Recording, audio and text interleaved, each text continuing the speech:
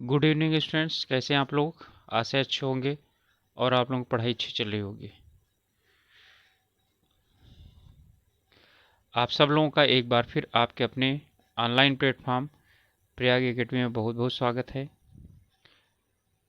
Students, हम लोग हिंदी से संबंधित प्रैक्टिस सेट कर रहे थे। तो इसमें 3 प्रैक्टिस सेट हम लोग कर चुके हैं और चौथा प्रैक्टिस सेट आपके सामने लेकर मैं उपस्थित हूँ। तो चलिए देर न करके शुरुआत करते हैं। यथाशक्ति समास यानी यथाशक्ति में कौन सा समास है? तत्पुरुष है, अव्ययी भाव है, बहुब्रीहि है या द्विगु समास है? तो यथाशक्ति है। ठीक है, तो जहां पर यथा आता है, प्रति आता है, आदि शब्द आते हैं तो वहां पर कौन सा समास होता है? शॉर्ट ट्रिक्स मैंने आप लोगों को बताई है, वहां अव्ययी भाव समास होता है। आप लोगों को 5 मिनट दूंगा, 5 मिनट के अंदर ही आप लोगों को जवाब देना है। यदि 5 मिनट के बाद यानी नहीं जवाब दे पाते हैं तो कोई बात नहीं है, उसका जवाब मैं दूंगा आप लोगों को। तो चलिए अगला प्रश्न है, अनायास में समास है। तत्पुरुष समास, नन समास, ठीक है, बहुब्रीहि समास या द्विगु समास? ठीक है, ठीक है, अन का मतलब नहीं होता है ना, तो यहाँ पर क्या होगा? तत्पुरुष होगा या बहुब्रीहि होगा या द्विगु होगा या नंस होगा? ठीक है, तो अन का मतलब नहीं मैंने आप लोगों को दे दिया हिंट, तो क्या होगा? नन समास होगा। ठीक है, अनायास यानी बिना प्रयास के, जिसमें प्रयास ना हो। तो नन समास का ही होता है ना, जहां अनुपस्थिति हो, नकारात्मकता का बोध होता हो, वहां पर क्या होता है? नन समास होता है। क्लियर? ठीक है, तत्पुरुष में द्वितीय से लेकर के और सप्तमी विभक्ति तक लोप होता है। बहुब्रीहि में इनके अलावा यानी कि यहाँ पर दो जो समासिक शब्द हैं, ठीक है, तो उनके अलावा तीसरे की ओर संकेत करता है। द्विगु में एक शब्द क्या होता है? संख्यावाची होता है, तो यहाँ कोई संख्या नहीं है। अगला है, देशभक्ति में कौन सा समास है? तो देशभक्ति में कौन सा समास है? तत्पुरुष, अव्ययी भाव है, बहुब्रीहि है या द्विगु है? तो इसको बताने की कोशिश कीजिए आप लोग। ठीक है, तो देशभक्ति में कौन सा समास है? तत्पुरुष, अव्ययी भाव, बहुब्रीहि या द्विगु? तो इसमें अव्ययी भाव क्यों नहीं होगा? क्योंकि अव्ययी भाव में संपूर्णता का बोध होता है, देशभक्ति में संपूर्णता का बोध नहीं हो रहा है। द्विगु समास संख्यावाची होता है, संख्या यहाँ पर है नहीं। बहुब्रीहि जो तीसरे पद की तरफ इशारा करता है, तो यहाँ पर वह है तीसरे तक की तरफ इशारा नहीं कर रहा है, तो यहाँ पर क्या हुआ? देशभक्ति का अर्थ होता है देश के लिए भक्ति। ठीक है, तो इसका मतलब क्या हुआ? तत्पुरुष। ठीक है, तो इसका हो गया तत्पुरुष। चलिए अगला समास है, कमल नयन में कौन सा समास है? तो कमल नयन में कौन सा समास है? तत्पुरुष, कर्मधारय, बहुब्रीहि या द्विगु? पहले कमल नयन आप लोगों को आना चाहिए, कमल नयन है क्या, तब हुई उसके बाद। अब देखिए द्विगु तो होगा नहीं क्योंकि संख्या नहीं है, जब संख्या नहीं है तो द्विगु नहीं होगा। ठीक, जब संख्या नहीं है तो द्विगु नहीं होगा। अब कमल नयन का क्या तीसरा अर्थ मिल रहा है क्या? तीसरा अर्थ का मतलब जैसे कि दशानन है, दशानन का मतलब होता है रावण, गजानन का मतलब गणेश। ठीक है, अद्वंद सॉरी कर्मधारय, कर्मधारय में क्या है? ठीक है, विशेषण होता है और विशेष्य होता है। क्या यहाँ विशेषण और विशेष्य बताया जा रहा है? और तत्पुरुष, तत्पुरुष में से कर्ता को छोड़ करके बाकी कारक का लोप होता है। कर्ता ने होता है ना चिन्ह, तो कर्म को कर्ण से संप्रदान के लिए, ठीक है, अपादान से अलग होने के लिए, तो ये सब यानी तत्पुरुष में आते हैं। तो यहाँ पर है कमल नयन, कमल नयन का मतलब क्या हुआ? कमल के समान, ठीक है, नयन। तो कमल नयन यहाँ पर अब बताइए क्या बहुब्रीहि होगा या कर्मधारय होगा? तो यहाँ पर कमल नयन कर्मधारय होगा। ठीक है, अब इसके बाद तिरंगा में कौन सा समास होगा? तत्पुरुष, द्वंद्व, बहुब्रीहि दिगु। तत्पुरुष तो आप जानते ही हैं, ठीक है, कि को, से, के द्वारा, के लिए आदि का क्या होता है, लोप होता है। ठीक है, तो यहाँ तो ऐसा है नहीं। द्वंद्व का मतलब होता है और छिपा रहता है, तो यहाँ क्या और छिपा है वो क्या, तो और छिपा नहीं है, तो यहाँ पर क्या हो जाएगा, द्वंद्व भी नहीं होगा। बहुब्रीहि ये तीसरे के ऊपर यानी कि तीसरे की तरफ क्या करता है, इशारा करता है, तो तिरंगा क्या तीसरे अर्थ को देता है क्या, नहीं देता। दिगु, दिगु का मतलब क्या होता है, एक संख्या वाची शब्द होना चाहिए, तो यहाँ एक संख्यावाची शब्द है, तो ठीक है ठीक है, तिरंगा, तिरंगा मतलब तीन रंगों वाला, तो क्या चीज हो गया, द्विगु समासी हो गया। फिर है ऐषणा, ऐषणा का अर्थ क्या होता है, ठीक है, घृणा, अनिच्छा, अभिलाषा, इनमें से कोई नहीं। ठीक है, तो ऐषणा का इसमें अर्थ घृणा होगा या अनिच्छा होगा या अभिलाषा होगा या इनमें से कोई नहीं। ठीक है, ऐषणा का मतलब होता है इच्छा। ठीक है, तो ऐषणा का अर्थ इच्छा होता है, तो घृणा तो होगा नहीं, अनिच्छा नहीं होगा। ठीक है, अब इसका होगा क्या, अभिलाषा। इच्छा का मतलब ही क्या होता है, अभिलाषा होता है, तो इसका अर्थ हो गया अभिलाषा। तो ऐषणा का अर्थ है अभिलाषा। इच्छा का विलोम शब्द होता है अनिच्छा, तो ऐषणा का विलोम शब्द जो है ना अनिच्छा नहीं होगा। फिर इसके बाद अगला है रसाल शब्द। ठीक है, अगला शब्द यानी कि प्रश्न है कि रसाल शब्द का अर्थ क्या होता है, आम, केला, पक्षी या चमक। ठीक है, तो बताने की कोशिश कीजिए कि इसमें कौन सा होगा रसाल का। क्या रसाल का आम होता है या केला होता है, ठीक है, या पक्षी होगा अथवा चमक होगा। तो रसाल का, अब इसमें बताइए रस किस में होता है, क्या केला में होता है, चमक में होता है, पक्षी में होता है। इनमें तीनों में तो होता नहीं है, किस में होता है, आम में होता है। तो रसाल का क्या हो गया, अर्थ आम हो गया। निम्नलिखित में से कौन सा शब्द अनेकार्थक है, अनेकार्थक मतलब जिसके एक से अधिक अर्थ हो। साहस, पुस्तक, अंबर और इनमें से कोई नहीं। बताइए, साहस का एक ही अर्थ होता है या कई अर्थ होते हैं, तो साहस का हमेशा एक ही अर्थ होता है। फिर पुस्तक है, पुस्तक के क्या होते हैं, कई अर्थ होते हैं। इसी तरह से है अंबर, तो अंबर के एक अर्थ होते हैं, एक से ज़्यादा होते हैं, तो अंबर के तो कई अर्थ होते हैं। ठीक है, इसमें दो अर्थ जो प्रमुख हैं वो होते हैं। कौन कौन सा होता है, अंबर का मतलब होता है आसमान और अंबर का मतलब होता है कपड़ा। ठीक है, तो अब तो इसमें अनेकार्थी शब्द कौन सा हो गया, अंबर ही हो गया। इस बाद धवल का अनेकार्थी है, धवल, निष्कलंक, आकृति, संख्या या बादल। ठीक, पहले तो आपको ये आना चाहिए कि धवल का अर्थ क्या होता है। ठीक है, धवल का अर्थ होता है सफेद, श्वेत। ठीक है, तो क्या श्वेत सफेद आकृति से आता है, नहीं आता बिल्कुल। संख्या से आता है, बिल्कुल नहीं आता। बादल से आता है, मान सकते हैं कि चलो बादल से आता है, लेकिन यहाँ पर क्या है, एक शब्द और भी दिया है, निष्कलंक। तो क्या होता है, जिसकी छवि बिल्कुल स्वच्छ साफ होती है तो उसे क्या बोलते हैं, निष्कलंक बोलते हैं ना। ठीक है, तो इस प्रकार धवल का जो अनेकार्थी शब्द क्या होगा, एक कलंक होगा। धवल का मतलब सफ़ेद, धवल का मतलब क्या चीज़ हो गया, कि जिस पर कोई किसी प्रकार का क्या ना लगा हो, कोई धब्बा ना लगा हो। ठीक है, वो धवल होता है। स्वच्छ, इसका मतलब धवल का मतलब स्वच्छ भी होता है। ठीक है, तो चलिए अगला है बहिरंग का विलोम शब्द होता है सर्वांग या अंतरंग।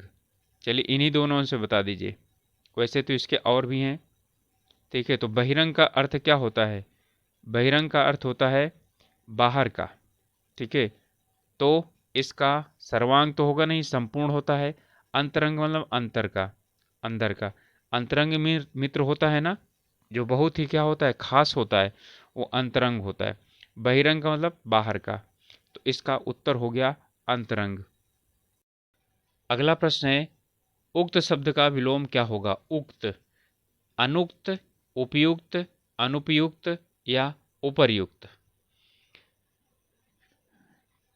तो इसका जो है उक्त का होता है अनुक्त। ठीक है, अन और उसमें उक्त लगा देंगे तो अनुक्त हो जाएगा।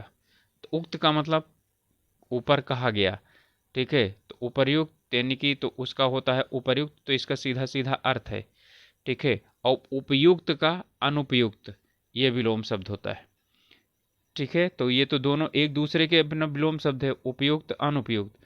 तो उक्त का होता है अनुक्त। अगला है आकलन का विलोम शब्द क्या है। तो आकलन का जो विलोम शब्द है वो क्या है, विकलन, संकलन, समाकलन या प्राकलन।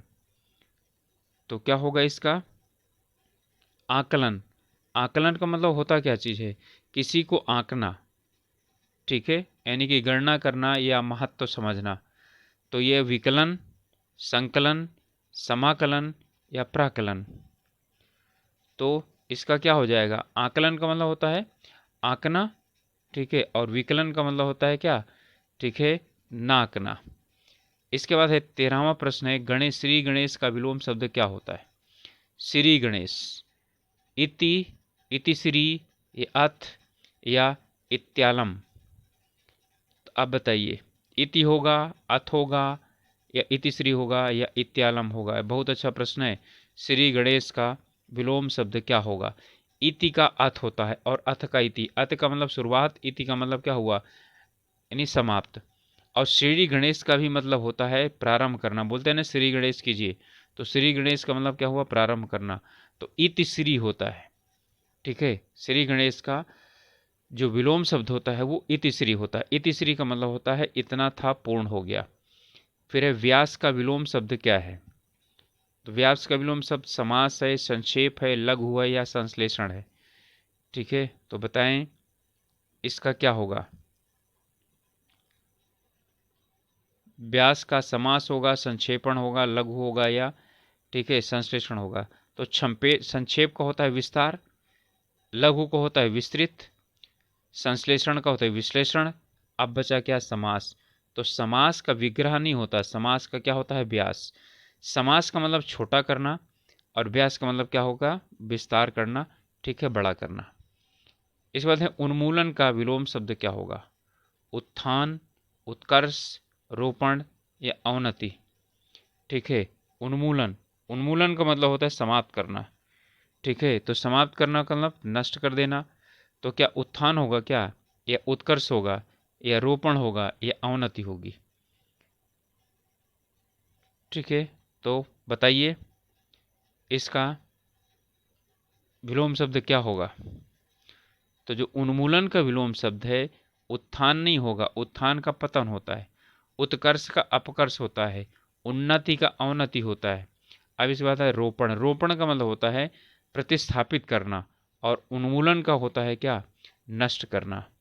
तो उन्मूलन का विलोम शब्द क्या होता है, रोपण होता है, ठीक है। चलिए अगला जो यानी कि आपका प्रश्न है वो है तलवार का पर्यायवाची शब्द क्या है। हलवार, करवाल या घरवार या धारदार, ठीक है। तलवार का जो पर्यायवाची शब्द पूछ रहा है, हलवार होता है या करवाल होता है या घरवार होता है या धारदार होता है। हलवार होगा, घरवार होगा, धारदार होगा। धारदार तो बिल्कुल नहीं होगा, हरवार भी नहीं होगा, हमलावार नहीं, हलवार भी नहीं होगा। इसका होगा क्या, करवाल, ठीक है। तो तलवार का जो पर्यायवाची शब्द होगा वो होगा करवाल। इसके बाद है धनंजय का पर्यायवाची शब्द है गुडाकेश, धनुर्धर, मृत्युंजय या सारथी। चलिए बताइए, बहुत अच्छा प्रश्न है, ठीक है। धनंजय का पर्यायवाची शब्द क्या होगा। गुडाकेश, धनुर्धर, मृत्युंजय, सारथी। मृत्युंजय शिव जिन्होंने क्या किया हो, मृत्यु को जय कर लिया हो, विजय प्राप्त कर लिया हो। धनुर्धर धनुर को धारण करने वाला, ठीक है। सारथी रथ को हाँकने वाला। अब इसके बाद है रह गया गुडाकेश। ठीक है, तो धनंजय का अर्थ होता है गुडाकेश और इन दोनों का अर्थ होता है अर्जुन। अर्जुन के 10 नामों में से ये 2 नाम भी हैं। अर्जुन का जो है ना धनुर्धर नहीं है, ठीक है, गांडीवधर है। ठीक है, क्योंकि अर्जुन के जो धनुष का नाम था गांडीव था। इसके बाद रुक का पर्यायवाची शब्द कौन सा होगा? विटप, प्रसून, तड़का, हेरंब। अब रुख का अर्थ होता क्या है ये बताएं पहले, तभी आप इसका पर्यायवाची शब्द ठीक है ज्ञात कर सकते हैं। ठीक है, रुख बहुअर्थी शब्द है। एक रुख का अर्थ होता है क्या? और, पक्ष लेना। ठीक है, और दूसरा होता है रुख का मतलब होता है पौधा, पेड़। ठीक है, तो अब रुख का पर्यायवाची जो होगा वो क्या होगा? विटप हो जाएगा। ठीक है, विटप क्या है? इसी का है। प्रसून तो फूल का होता है। ठीक है, अगला अब कह रहा है 19वां है हिरण्यगर्भ का पर्यायवाची शब्द कौन सा होगा? ठीक है, हिरण्यगर्भ का पर्यायवाची शब्द विष्णु, ब्रह्मा, महेश या गणेश। तो हिरण्यगर्भ। ठीक है, तो हिरण्यगर्भा नहीं है, यहाँ पर हिरण्यगर्भ है। ठीक है, जिसके गर्भ में हिरण्य हो। ठीक है, तो इसमें कौन सा होगा? ब्रह्मा होगा, विष्णु होगा, महेश होगा या गणेश होगा? कोशिश कीजिए बताने की। तो इसमें जो इस आपका उत्तर होगा वो होगा ब्रह्मा। और यहीं पर हिरण्यगर्भा होता तो हिरण्यगर्भा का मतलब होता है पृथ्वी। ठीक है, तो हिरण्यगर्भ का मतलब क्या हो गया? ब्रह्मा हो गया। तो स्टूडेंट्स ये थे, ठीक है, 19 प्रश्न। लगभग जिस ढंग से प्रश्न पूछे जाते हैं फुल टेस्ट है। और इसमें 2-3 प्रश्न बहुत अच्छे आए हैं, जैसे तलवार का पर्यायवाची, धनंजय का पर्यायवाची शब्द कौन हुआ, श्री गणेश का विलोम शब्द क्या हुआ, आकलन का विलोम शब्द क्या हुआ, ठीक है, उक्त का विलोम शब्द क्या हुआ। बहुत अच्छे आए हैं प्रश्न। तो आप लोग मेहनत कीजिए और रिक्वेस्ट है आप लोगों से कि अभी तक चैनल सब्सक्राइब नहीं किए हैं तो प्लीज़ सब्सक्राइब कीजिए। मिलते हैं अगले वीडियो में, तब तक के लिए आप लोगों से विदा लेते हैं। और एक रिक्वेस्ट और है कि इसे चैनल को या ये जो वीडियो है जो आप लोग देखते हैं, जो अच्छा लगता है, उस वीडियो को आप लोग अपने ग्रुप में शेयर कीजिए, जिससे कि जो और दूसरे लोग हम लोगों से मिल करके हम लोगों के साथ मिलकर पढ़ाई करना चाहते हैं, अपनी तैयारी करना चाहते हैं, वो तैयारी कर सकें। तो ओके स्टूडेंट, मिलेंगे अगले वीडियो में, तब तक के लिए ऑल द बेस्ट।